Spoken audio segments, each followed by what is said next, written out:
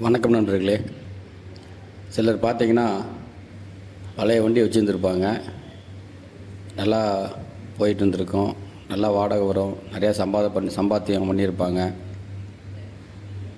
நிறையா சம்பாத்தியம் பண்ணி கொஞ்சம் காசு சேர்றப்போ சரி பழைய வண்டி வேணாம், இந்த வண்டியை விற்றுட்டு புது வண்டி வாங்கலாம் அப்படின்னு நினச்சி, நமக்கு தான் தொழில் நல்லா போயிட்டுருக்கு, புது வண்டி வாங்கினா இன்னும் நிறையா சம்பாதிக்கலாம் அப்படின்ற ஒரு ஆசையில் புது வண்டி வாங்குவாங்க.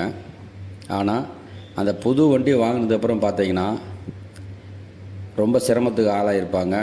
அந்த பழைய வாடகை, பழைய தொடர்புகள்லாம் கட்டாயிருக்கும். ஏதோ ஒரு பிரச்சனை, ஏதோ ஒரு வாய் தகராறு, வருமானம் குறைஞ்சிருக்கும், டியூ கூட கட்ட முடியாத நிலைமைக்கு ஆளாயிருவாங்க.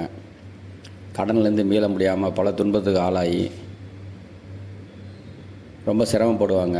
ஏன் நம்ம இந்த சிரமத்துக்கு ஆளாயிட்டோம், ஏன் இந்த நமக்கு நல்லா தானே வாடகை வந்துச்சு, நல்லா தானே போயிட்டு இருந்துச்சு, ஏன் நமக்கு வாடகை வரல அப்படின்னு யோசிக்க மாட்டாங்க.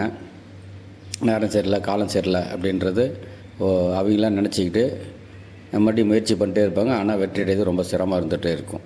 வாய்க்கும் கைக்கும் எட்டாதே போல போயிட்டுருக்கும். இது காரணம் என்னென்னு பார்த்தீங்கன்னா, பழைய வண்டி நம்பர் உங்களுக்கு உங்கள் ராசிக்கு லக்னத்துக்கும் ஏற்புடைய நம்பராக இருந்திருக்கும், நல்ல நம்பராக இருந்திருக்கும். ரெண்டாவது, நீங்கள் எடுத்த புது வண்டியோட நம்பரு உங்களுக்கு எதிர்வினையாற்றக்கூடிய நம்பராக இருந்திருக்கும். அது உங்களுக்கு தெரியாது.